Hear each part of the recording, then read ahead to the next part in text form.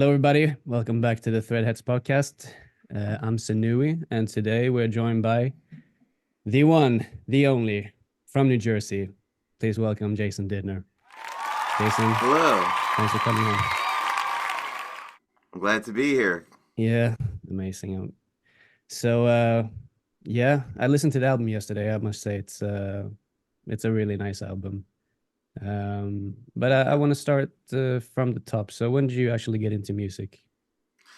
I was about 11 when I got into trumpet and piano around the same time.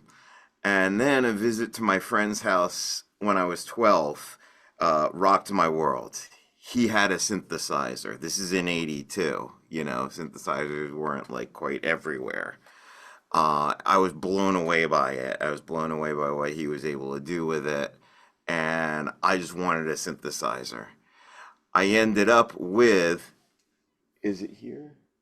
No, I don't think so. I ended up with a Casio keyboard, with the little drum beats and, the handful of sounds you could choose. And I loved it. I did absolutely everything I could with it and couldn't wait to later get an actual synthesizer where I could like design tones and stuff, which a couple of years after that I got a Casio synthesizer, the CZ101, and then some years then what happened was I won a talent show with that synthesizer, and the prize was the prize was a gift certificate to a record store. I bought the new Van Halen record, the one with Sammy Hagar, for the first time. That led me to go to a Van Halen concert. Watching Eddie Van Halen not only be my keyboard hero, but now watching him shred on the guitar and have the time of his life doing it made me want to learn guitar. I was Yeah. 16 at the time, and I really got into guitar. I just kept playing and playing and playing until I could play anything that sounded remotely like Ed. Um, Now, the reason there was even a guitar in the house to begin with was that my family surprised me with a new electric guitar for my bar mitzvah. I had no thoughts of playing guitar. I never talked about playing guitar. They just surprised me with this beautiful electric guitar. And I learned a little of it and kind of still stayed focused on keyboards. But years later, after that Van Halen concert, I was all in on guitar. And so to these days, I love playing guitar. I love playing keyboard. I picked up drums during the pandemic, and I love doing the whole multi instrumental experience. Yeah. No, I actually had a question about that since you're a multi-instrumentalist, but which one was hardest to learn? The hardest to learn. Well, guitar was physically hardest because there's pain involved with these fingers. You do have to go through toughening up the fingers, getting calluses. There's times where your fingers bleed, and then you get through it, and then you're good. Um, Bass, I don't play often enough, so after a pretty intensive bass session, I will have blisters. Yeah. No, I feel you on that one. I don't know, I have two guitars, but that's the instrument I'm absolutely worst at. Ah, It's like I cannot believe there's so many people playing guitar. It's by far the hardest instrument for me. It's like because you need to have dexterity and then you have need to have the feel and everything, and that has to be through both of your arms and fingers and brain, and I cannot get that correlation to compute very well all the time. But yeah, no, that's so it's a bit comforting for you to say that guitar was the hardest. Um, so what were your biggest influences growing up outside of uh, Halen? let's see, Jan Hammer from who created the Miami Vice soundtrack, and did a lot of jazz fusion like with Jeff Beck prior to that. Of course, it was Miami Vice that kind of got me into all that. Another guy on synthesizer is Harold Faltermeyer, the guy who composed Axel F from the Beverly Hills Cop soundtrack. He was a very important early influence. The two of them actually led me to create the song that won the talent show. which actually I recently did a proper recording and put it up on Spotify under this other artist name, one for my instrumentals. That artist name is Cinematicana, and the song is called Stakeout. Yeah, So you can hear what I won the talent show with. yeah, I know. I'll put that up on the screen. Um, so out of all these guitars and synthesizers, which one is your favorite? Do you have a favorite piece of gear? Oh yeah, I'd say it's my Paul Reed Smith SE 24 electric guitar. That is my workhorse by far, and you'll see it in all of my music videos. Yeah, that's nice. So when did you actually get into the production side of things? Well, when I was 18, I won another contest, and that provided me some real money to where I could buy my first four-track recorder as a cassette four-track recorder. You know, in the 80s, that's what you got. There was really digital stuff was only in the high-end studios. It wasn't in everybody's house, you know. Yeah, Um, so that was the beginning of me kind of at least producing my demos. yeah, Certainly nothing that I recorded there was ever going on the radio or on a record, but it made good demos. Um, and then after that, I'd say it was around the late 90s where I bought a computer and Cakewalk to start making home recordings on the computer. And yeah, I was pretty much limited by that Sound Blaster card that was in it. But I made it work. I did the best I could with it. Made my first proper album, which is a self-production, in 2003. That album's called American Road, and it's on all the streaming platforms. so which DAW are you using today? Today, it's I'm actually speaking to you on my MacBook Pro, and my DAW is Logic 10 Pro. All right, that's cool. Did you try out GarageBand before Logic? Yeah, I did. And I did actually make some pretty good demos with it. And so the move from GarageBand to Logic was pretty smooth for me. Yeah. No, I'm surprised by how many that mentioned that they use GarageBand as well as Hmm. Logic. Logic is not a surprise really, but GarageBand is like I think Mainframe produces everything through his GarageBand, I which remember is that in his interview with you. yeah, Yeah. yeah, yeah. No, I was baffled by it. I don't know why I find it hilarious. I mean, it's probably because I haven't tried it out properly. So I mean, if it works, and clearly it does for him. So that's great. Yeah. And, when you use a simple DAW, I guess you cut out some of paralysis by analysis. Yeah. You just get right to it and you concentrate on what matters most in a production, the performances. Yeah, no, 100%. So do you have any specific production tricks that you like to use? Um, I'd say for the most part, I don't know a whole lot of tricks other than just trying to capture the best performance I can. Um, being willing to you know punch in minute spots when that's needed. Um, I got some advice from a producer that I worked with when I was able to go into the studio. He kind of helped coach me to self-produce when my budget was looking very different and I needed to know how to do that. So he helped me capture better vocals by using, and I could show you there. You might see the vocal mic there. It has some sound treatment material built into it, like on the back side of the mic stand. Yeah, I see it. Yeah, I use that and I use blankets and I do whatever I can to capture the best quality vocal coming in so I don't have to do too much to it on the post-production side. Yeah. Um, No, that's fair.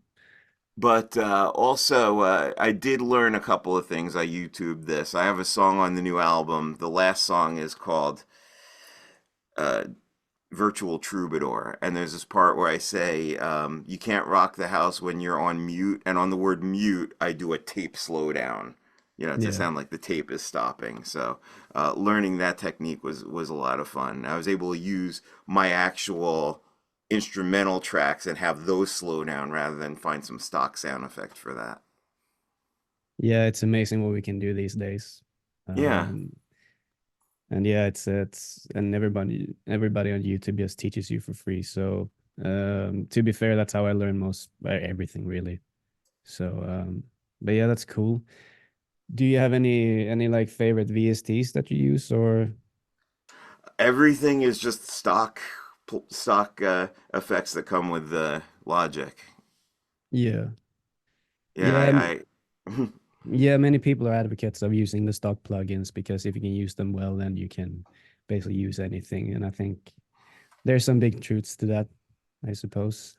yeah, and Um, that's probably me avoiding paralysis by analysis. Again, just focusing on like what I performed and you know, just making it sound natural. yeah, Which is to say, when you capture a vocal at close range, it already sounds unnatural because there's no ambiance in the room. So then you add the ambiance after the fact. So if you just make that sound the way a listener might expect to hear it and still be able to make out your words, have everything pretty well in balance, get the volumes right. yeah. So, what does your writing process look like? Oh yeah, that's a fun one. So oftentimes my wife Amy and I, we don't even know we're writing yet. We're talking. We're just at the breakfast table having a conversation. One of us will say something striking, and the other one will go, "Hey, that should be a song." So we're writing before we know we're writing, and then from there, then comes the work. Okay, I'll go get the laptop. I'll open my note taking app, and we'll start brainstorming. But we're lyrics first, basically, because we want to know what the song's about. Once we know what the song's about, then we have lyrics. From the lyrics, we have the rhythm of the syllables. From the rhythm of the syllables, we then have our tempo. We have, the first hints of the melody, and then I'll take out my voice memo and I'll record some vocal ideas, either like with my guitar, with the ukulele, with just my voice. We've done this in the car also. All right. Yeah, that's interesting. It's yeah, it's a bit different. So basically the lyrics inform the music rather than the other way around. Usually, there is one case on the album. The song "Disruptor" came from a piano riff. All right. So try to be flexible and find songs wherever they come from, however they reach me. And yeah, some of those songs I write with Amy. Some of these songs occur to me when I'm driving by myself. Some of them, and they end up fully formed by the time I get home. Yeah, I've heard out driving is one of the best writing tools there is actually Yeah. because yeah, I heard several artists like, yeah, I go for a drive and then I come up with something and I go back into the studio and then I have something to work on. So Yeah, it's like you turn off the car radio and you become your own radio. yeah, exactly. I guess you tune in your creative radio to that frequency. Yeah. Um, so how much music theory do you usually use when you write? Or does everything come natural? Well, the theory my piano teacher when I was a kid introduced me to a good deal of that, and then I went away to music like a summer music program when I was 16 in Boston, and in that program they gave us theory and ear training, and that stuff it's I'd say it's always there in the background. Um, Probably like one simple thing that I've learned from one of my ear training teachers, I think about sequencing, about how Bach would do it and how jazz artists do it. You take a certain uh, bit of melody and you move that bit of melody up and down the scale in sequence, and it just gives you, it, it just turns one simple idea into a bigger idea. It lets you go further with it. And so things like that are in the back of my mind, ready to work whenever I'm composing or improvising. That's nice. Um, do you usually start on a guitar once you get there? Do you know what instrument to use immediately once you have the lyrics, or does that vary? Um, well, I try to be intentional and mix it up a little. If I if I compose everything on guitar, yeah, there's a little more of a chance I'm going to repeat myself a little more. But so sometimes I'll sit down to the keyboard. Um, Sometimes when I go musical idea first, what I'll do is I'll use my voice memos and I'll just record different musical ideas, some on piano, some on guitar. Some of them will become just instrumentals. Some of them intentionally, I'm thinking, okay, I'd like to compose an instrumental, and then I do. Um, Ukulele, there's a ukulele in the living room, so if an idea occurs to me and I want to flesh it out with an instrument, I will. Recording a vocal idea a cappella can be very freeing. A friend suggested that because then you're not bound to the chord structure. The chord structure will just follow what melody you come up with. So how do you usually record your guitar? For the actual records, okay, Yeah. so here is my latest amp. Mm-hmm. That's an orange Super Crush 100. Love Nice. it. It's got a great tone. I have a pedal board. The secret sauce in there is an Ibanez Tube Screamer, which produces some like really warm tones, but also tones that are very clean and precise while at the same time having guts to them. Oh yeah. You hear that very prominently on the first track of the new album, Digital Carnival. That the first time that I stomped that pedal and hit that chord, yeah, and heard that in my headphones as I was playing it, I was all smiles. Just, I Yeah. loved it. That's so nice. Yeah. So how long did it take did the album take to finish? This was probably the fastest album I did because I didn't start properly recording until I made acoustic demos of every song first. I made those acoustic demos in mid-December, starting in mid-December through probably beginning of holiday break. Uh, I had the album completed by the end of January. Holy shit. And that was tracking everything. But that was me showing up every night. There was never a night off. Um, I work a full-time job in IT, and so on a good night, I get about an hour and a half to 2 hours of recording time before I just have to knock it off and go to sleep. So just the consistency. It's just showing up every night, having a game plan. It was also looking for efficiencies, like recording the drums on all 12 songs, then recording the guitar on all 12 songs, then the bass. And so that way you're not setting up and breaking down so much. How did you feel once the album was finished? Proud, certainly. Um, there's always all the listening, all the critiquing, all the how's the balance here? How does the balance on this song compare to the balance on the one that follows it?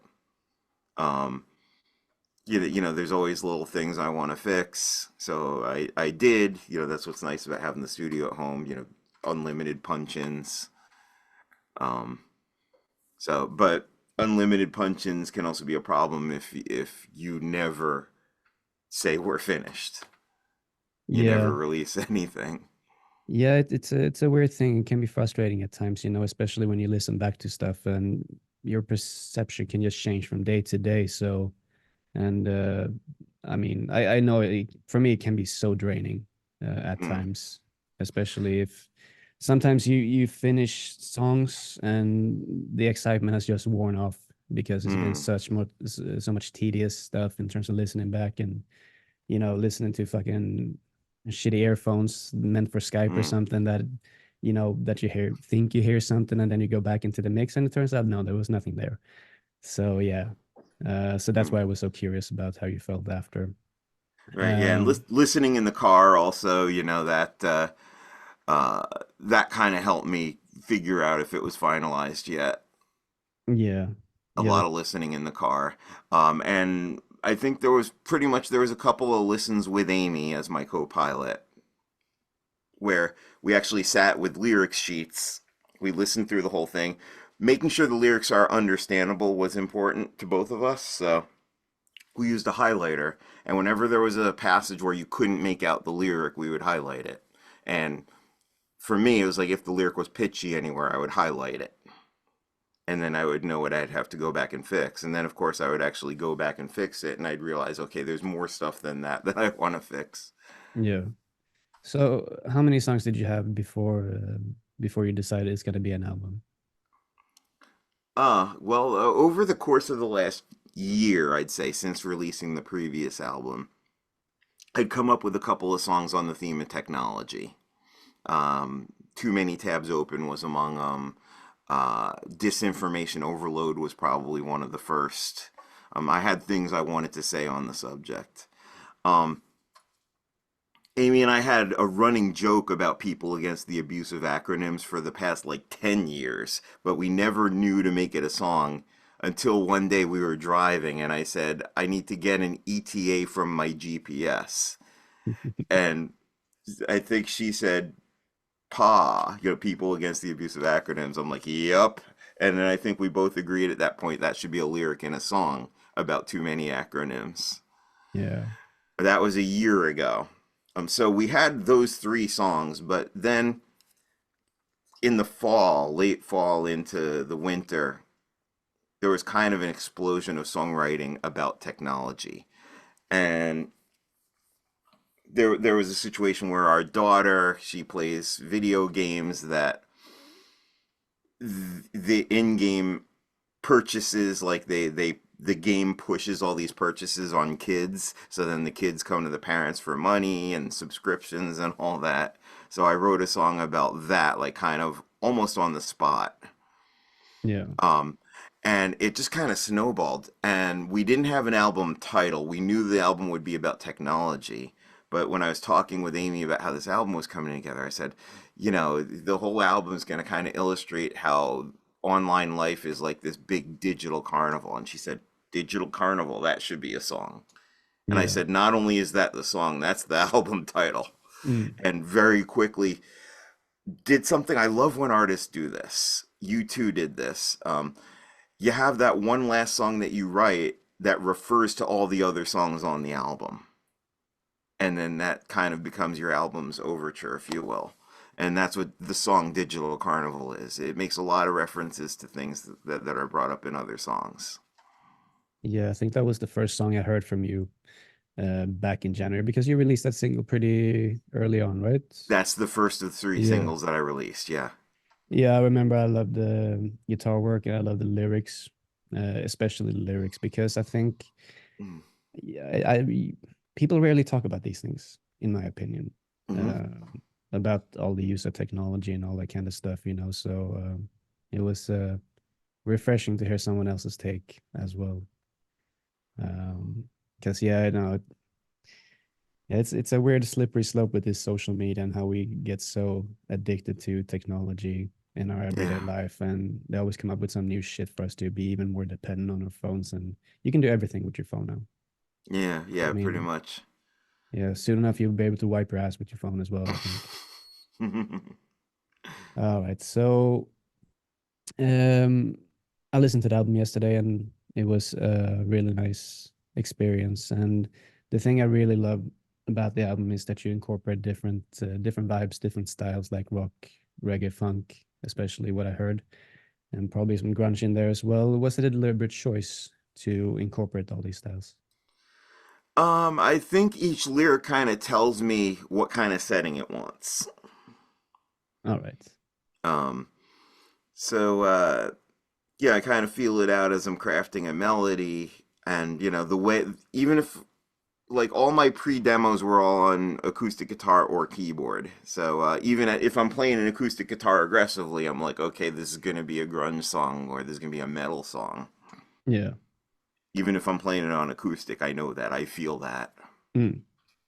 Yeah, I think there were three songs I picked out that I really, really enjoyed. Without a Yacht, Disruptor was really Hmm. funky. I really enjoyed that, and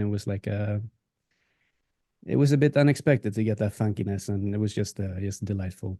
And Better Self, I really Oh, loved. thank you. Better Self was really, yeah, really down my alley. It was slightly melancholy, but yeah, it's I enjoy the production as well. I think.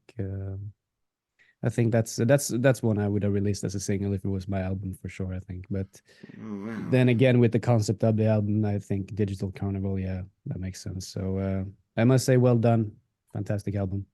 Thank you. Thank you very much. So speaking of technology, um, I want to touch upon a couple of subjects. So, why do you think people online are so prone to negativity? Cyber trolls.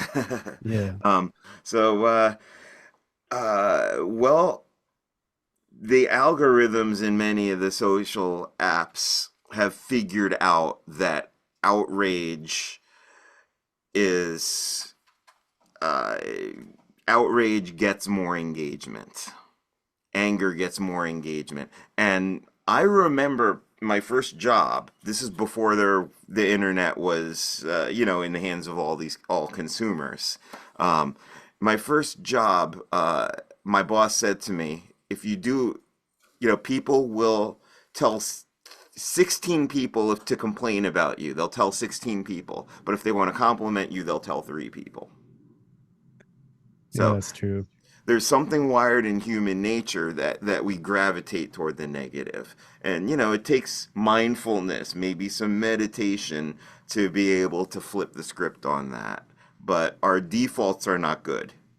Yeah, no, I totally agree. We will take a short break and we'll be right back with Jason Didner.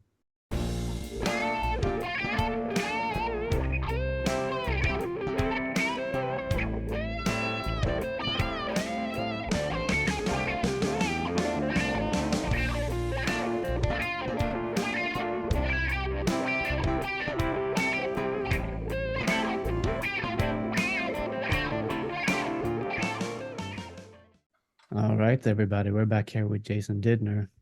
So, Jason, I want to continue to talk on technology in our society. So, what do you think is the most harmful technology for our society outside of AI? Well, certainly I've seen, with my daughter in middle school, I've seen the pain that kids can inflict on each other online, in social media apps. Yeah, And, I've done the best I can to, counsel her on, you know, what you share, what you don't share, how to treat other kids online. And hopefully I've done the best job I can on that front. But it is dangerous to have, the power to anonymously say things that can pretty much destroy other kids. yeah, And, y- and once you say something, once you put something out there, it's out there forever, even if you delete it. yeah, yeah. That's the thing, and I mean, people get reprimanded for those kind of things that they say, but that they said 10 years earlier, like on Twitter, and people get canceled Yep. for stuff like that. So, I mean,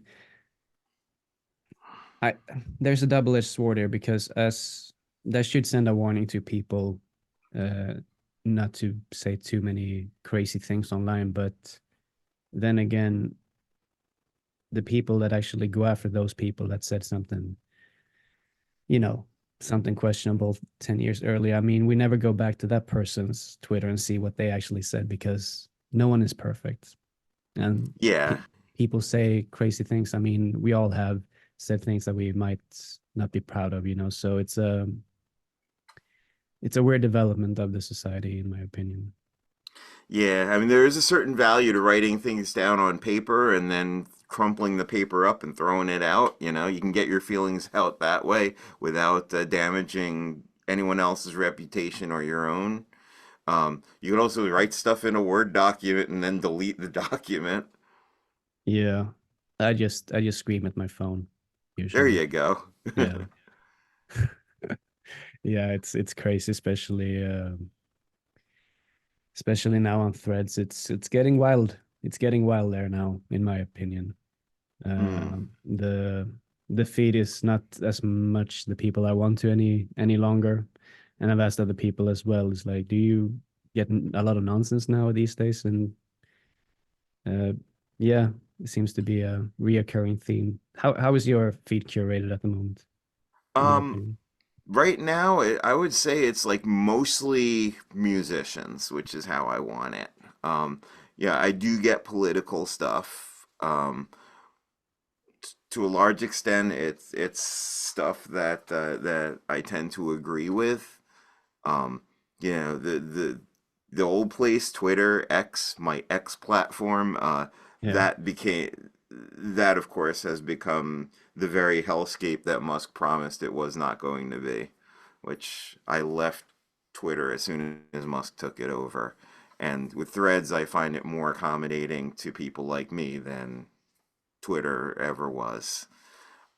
And I guess because of the social circles that we have on Threads, which I never really had on Twitter. With Twitter, I felt like I was shouting into the void a lot. yeah, With yeah, Threads, I feel like conversing with fellow musicians mostly. Um, and I would say as a result of that, there's a mutually supportive environment. I have my Spotify playlist of Threads artists, and when I solicit for musicians who want to submit songs to it, that works well. I get engagement that way. And then I put them on the playlist. I let them know they're on the playlist. I ask them to share that. Playlist has, a very nice number of likes to it, so, and a lot of activity. People will write to me to say that they're getting more plays on my playlist, my Threads playlist, than they get on any of the other lists that they're on. So I'm happy about that. yeah. That's nice. That's a nice touch for people. And probably the algorithm sees that my activity is mostly around that playlist, so it kind of feeds me more of that. So I'm good with that. Yeah, But I no, have been hearing stuff around the edges that Threads is starting to take on some of Twitter's uglier characteristics.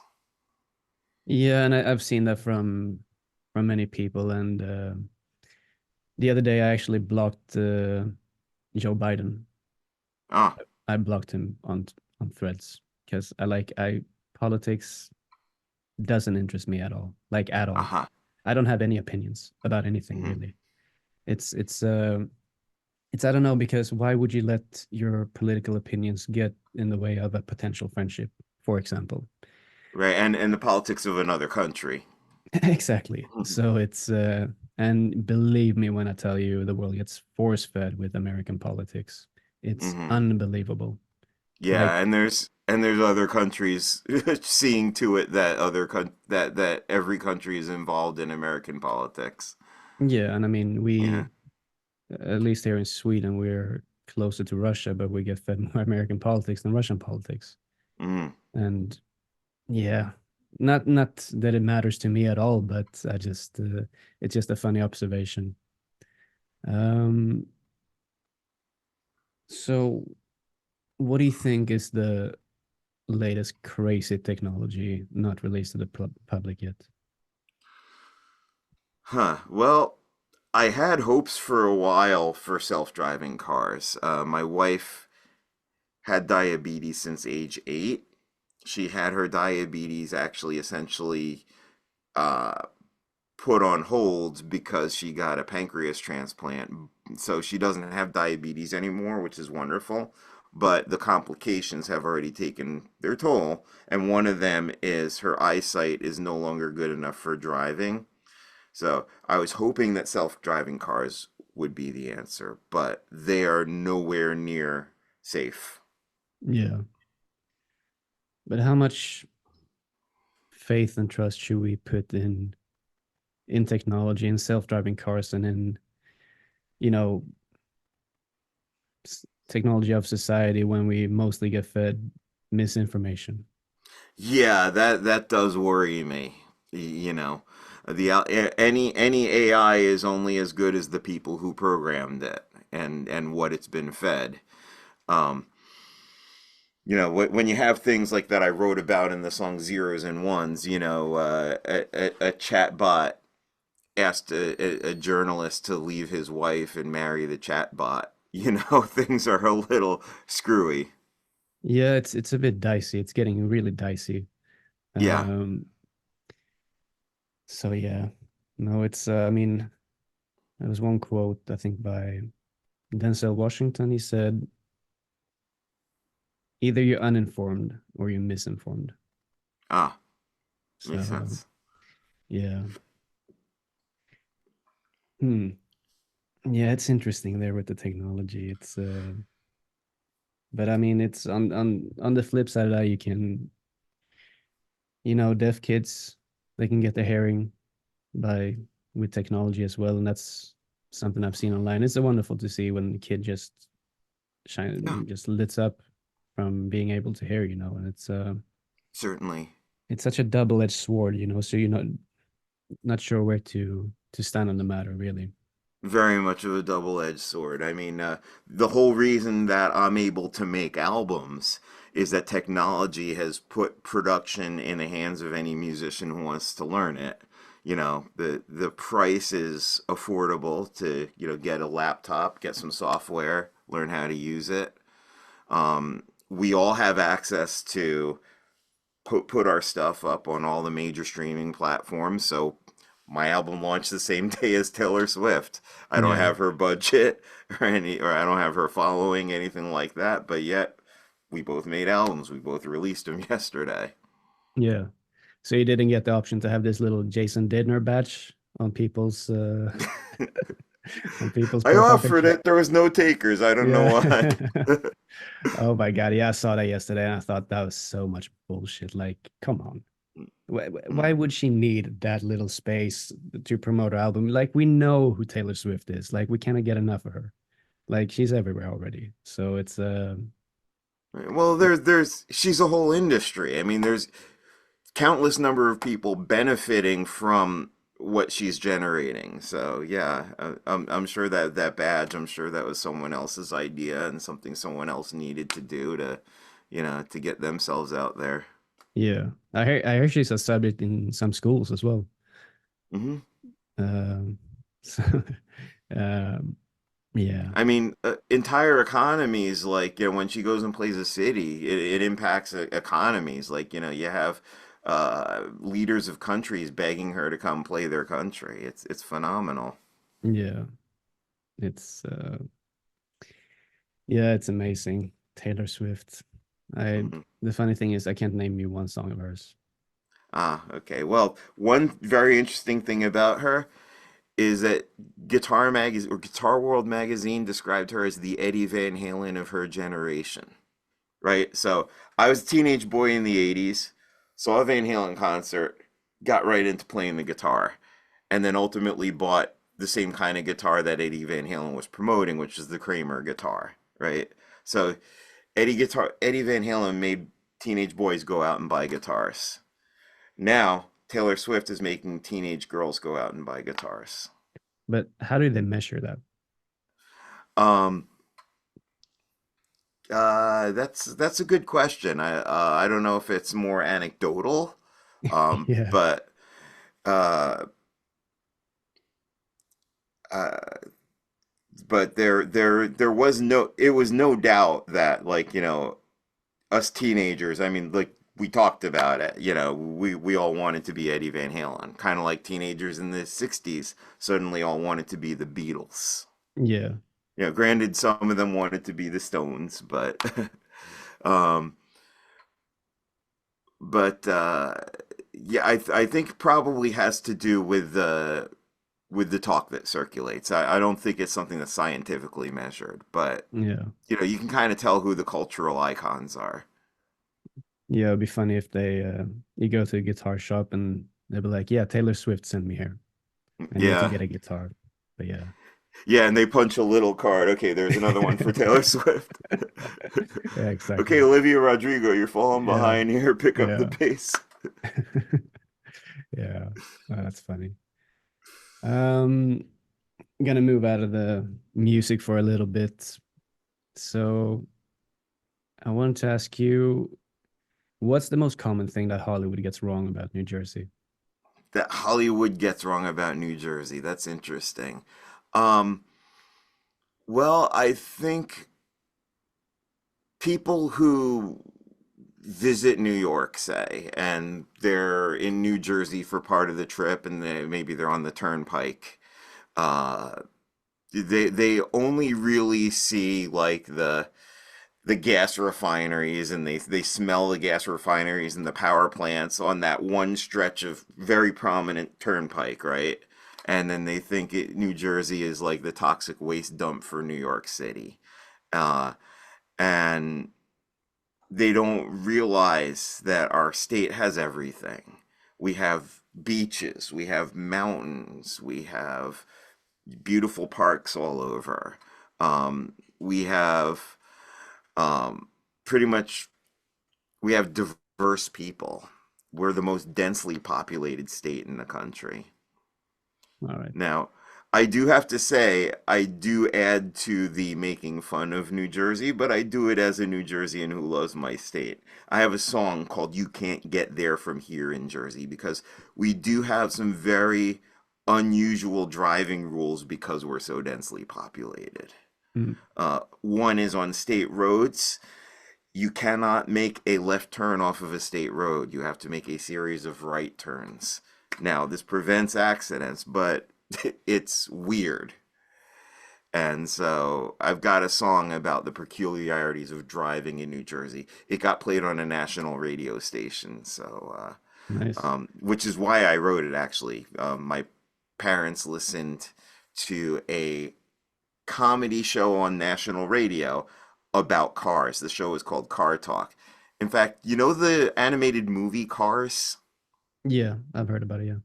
Okay, in the first Cars movie, there are two guys that are Lightning McQueen's sponsors early in that movie. Those two guys are the radio hosts. They're mechanics who have a sense of humor, Oh and yeah. so they had a show called Car Talk, and they would play funny songs about driving going in and out of public service announcements. And my dad told me, if you write a funny song about driving, they'll probably play it. So I did that, and I wrote "You Can't Get There From Here in Jersey," and they aired it. They put it on a compilation CD. Um, it was very it was a fun experience. Yeah, that's really cool, I must say. That's really, really awesome. Um, so I want to continue down the New Jersey path. So, out of all the countless famous people from the likes of Bruce Springsteen, Bruce Willis, Jon Stewart, Kevin Smith, Joey Diaz, James Gandolfini, and Jack Antonoff, and countless more, of course, who do you think best represent New Jersey? Huh. Well, for me, as a musician, I'm certainly more clued into Bruce, John Bon Jovi, Whitney Houston. Um, uh, I had some encounters with people in Bruce's orbit. Like I was in a band. I was a keyboardist in a band that opened for Bruce's guitarist Nils Lofgren. Hmm. And word got back to us that Nils liked our set. We had another. In fact, that night we were opening for Nils. He had an extra guitar set up in case Bruce showed up. And there were rumors circulating through the room that Bruce was going to be there.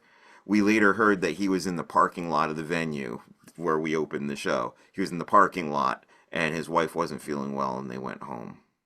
All right. So I Can almost opened for Bruce. Yeah, that's fucking crazy.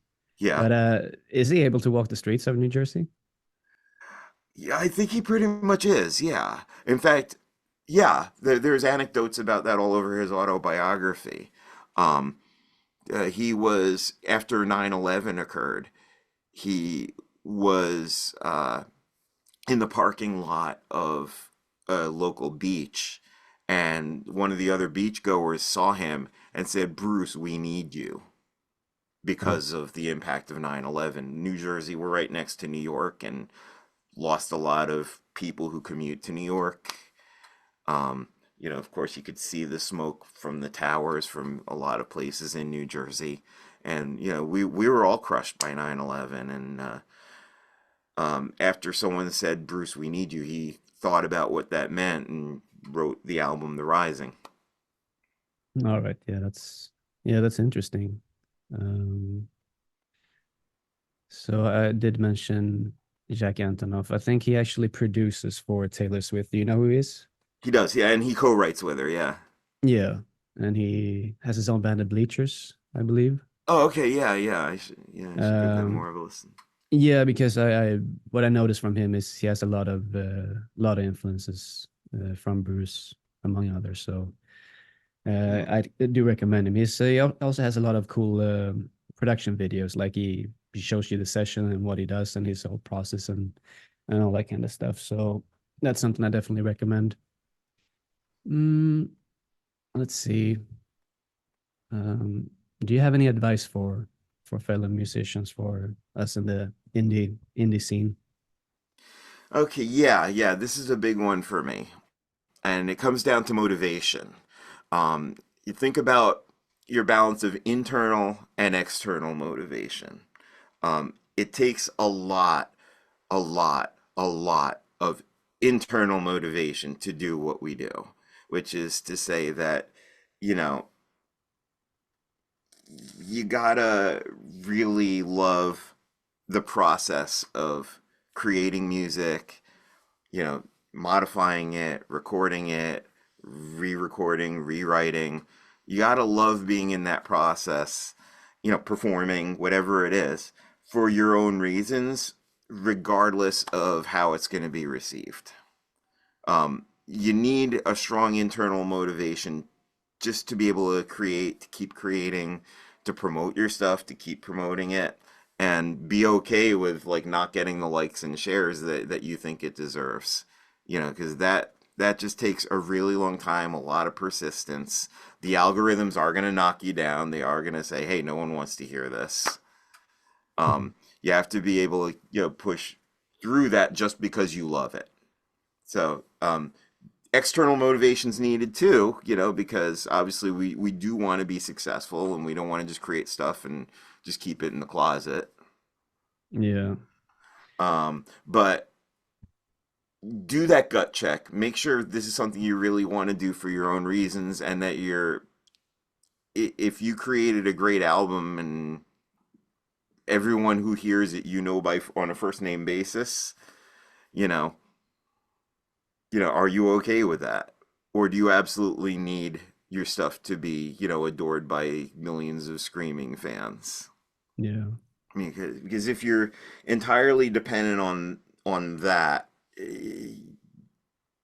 the chances are very slim. Very few people actually get to that level. A very tiny percentage of all the very talented musicians out there ever get to that level. yeah. No, I completely agree with that because I that's something I keep close to my heart by I don't even ask anyone for advice. I only care about my own opinion about stuff, about my Hmm. music especially, but and because I'm only trying to impress myself, really. Like I'm not trying to impress anyone. I know it's not something I do for money. It's just for the pleasure of making the songs and writing songs, and that's because it's so much fun. It's just so much fun. It like nothing else compares, in my Yeah, opinion. and So if you can listen back to what you created 20 years ago in the car and go, "Hey, that's damn good," that's a gift. That's a gift to your future self. yeah, 100%. I even went through some of my unfinished songs this morning, and funny enough, uh, the day before I have a song that is about 85% finished. I still need to track vocals properly, and uh, and the ending of the song I'm not really sure about. But now I went into it. I haven't opened that project for weeks and maybe months, and the first thing I noticed was like, okay, is it going a bit too quick?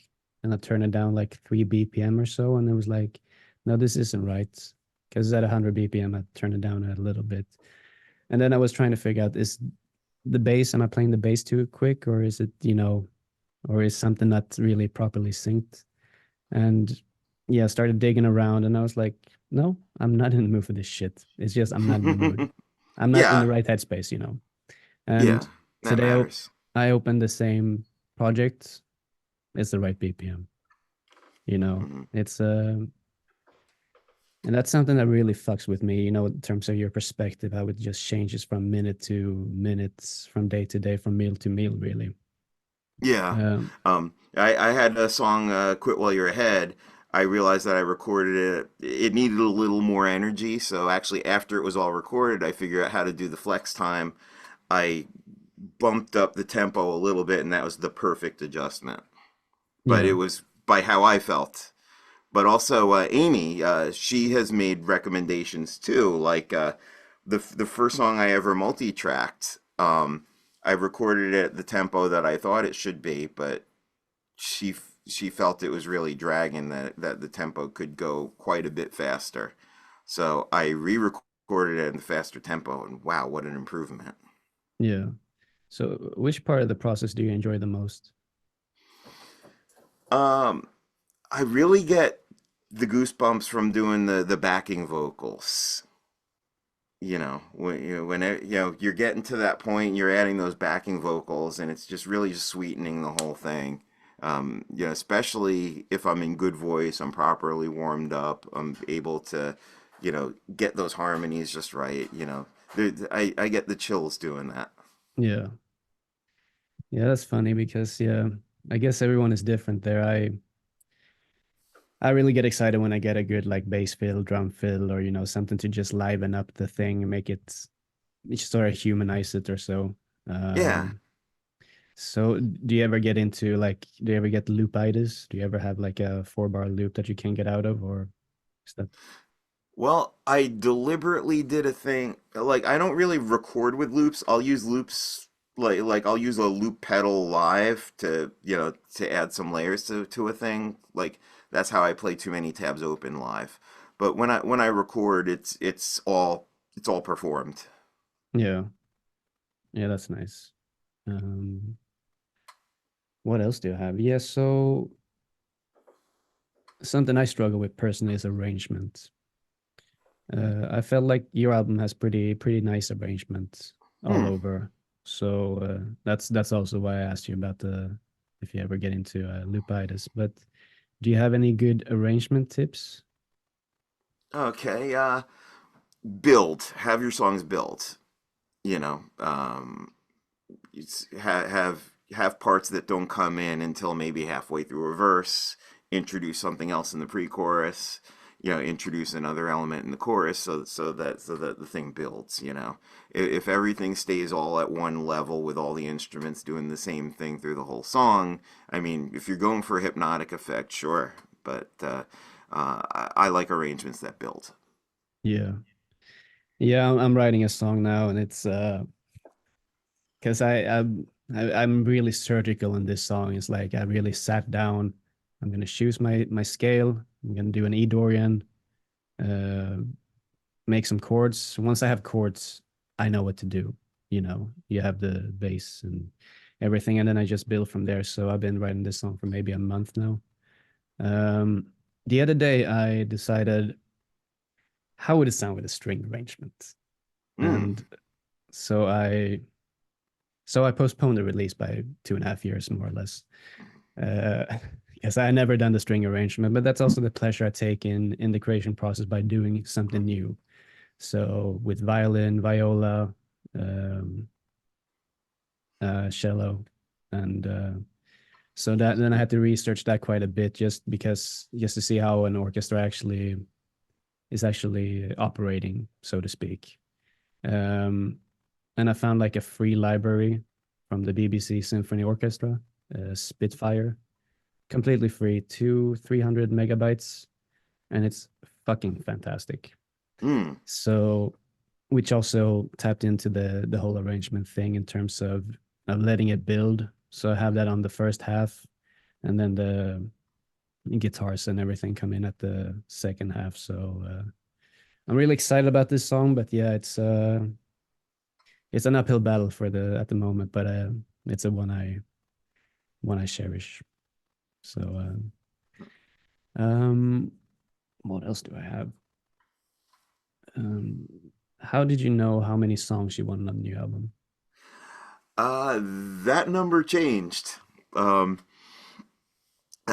I was first thinking I was going into it knowing that it was going to be an album about technology. I was making my pre-recording demos, my acoustic demos, and I figured it was going to be a 9 song album, and then songs 10, 11, 12 came like pouring out of me. All right, that's nice. Um, And of course 12 was Digital Carnival, created the which summed up the theme of the whole thing, gave me my album title, gave me, what the imagery was going to be, gave me everything. So that again, that was a moment of Amy listening when I said that, technology is like this big digital carnival, and she said that should be a song. yeah. Um, how are you with collaborations? Are you collaborating at the moment? Have you collaborated? I know you collaborated in the past, right? Yeah, I've done collabs before. I actually have a neighbor across the street who's an excellent singer, so I brought her in to sing a duet on something I wrote. Um, and we perform live together sometimes. Um, I've collaborated internationally, of course, using the internet. I'm on an app called BandLab, which really opens up the gates for collaboration. There's a guy in Japan, terrific blues guitarist and multi instrumentalist, who has added parts to some of my versions of songs. Um, what I'm doing these days for collaboration on BandLab is I'll take songs that I've already completed and are either released or scheduled for release, and I'll make a BandLab version of the same song. So I'll record just voice and guitar, and I'll say, anyone who wants to have at it, here it is. And it's fun. It gives people a new way to interact with your music, a new way to feel your music. Yeah. Yeah, no, that's nice. And it's a big, yeah, people collaborate a lot on threads, I noticed as well. Yeah, It's, yeah. Mainframe, I know, is doing a lot of collabs. I saw from your interview. And yeah, these are people I'd have fun collaborating with, sure. yeah, I feel like I mentioned this every episode. I'm not sure when I'm gonna be ready to collab because I don't know if you, I don't know. It's like you come with a finished idea, you split up all the tasks, you make the drums, you make the Hmm. bass, so I don't know. It's but I mean, I will get there eventually. So, Jason, it's been an absolute pleasure talking to you. Thank you so much Thank for you, your Zooey. time. Yeah. So, and to everybody at home, this has been the Threadheads podcast. That's Jason Didner. I'm Sinui. Thank you so much for watching.